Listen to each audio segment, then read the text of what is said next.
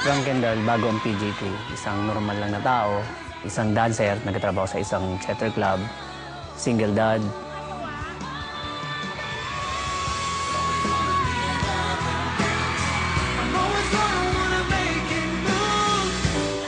Dito ko lang nailabas sa PGT yung buong buhay na nangyari sa akin na dapat para sa akin lang, ganun.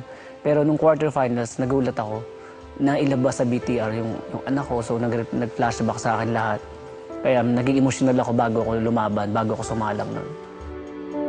Literal na wala man siya, pero spiritually, naramdaman ko siya na maging maganda yung gagawin ko. Kaya siguro, kaya yun po, lumakas lalo loob ko ng mga araw na yun. Congratulations! Kasali ka sa semifinals, Frank Kendall! Malaking-malaki po nagbago sa akin kasi bilang isang ama, kinakausap ko siya, sinasabi ko sa kanya, may masasuggest ka ba sa mga gagawin ko? Nagsasuggest siya bilang isang, yung konting takbo ng isip niya, sinasabi niya. Lahat po ng paghihirap ko sa PGT na to, iniaalay ko po to sa mga anak ko, lalo na kay Princess. Nag-iisa na lang siya, kahit wala na yung panganay, tuloy lang yung laban.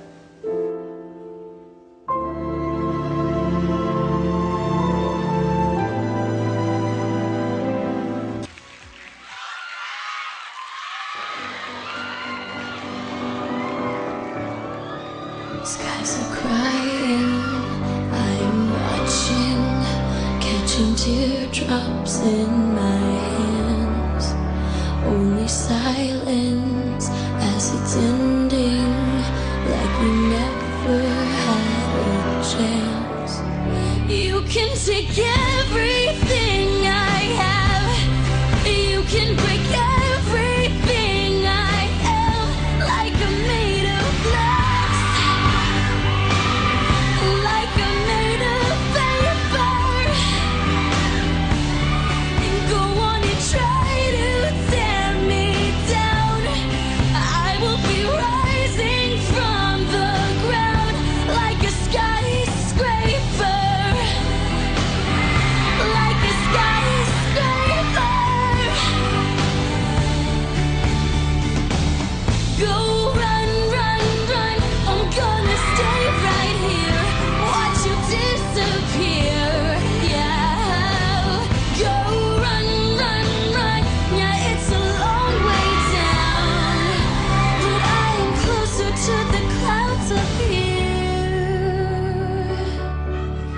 You can take everything I have, you can break everything I am, like I'm made of glass, like I'm made of paper. Oh, go on and try to tear me down. I will be rising from the ground like a skyscraper, like a skyscraper.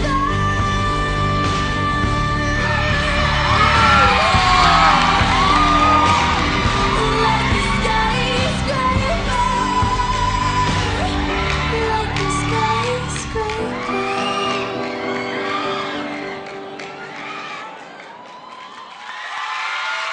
Frank Kendall, bro! Maraming salamat sa iyo, Frank. Wow!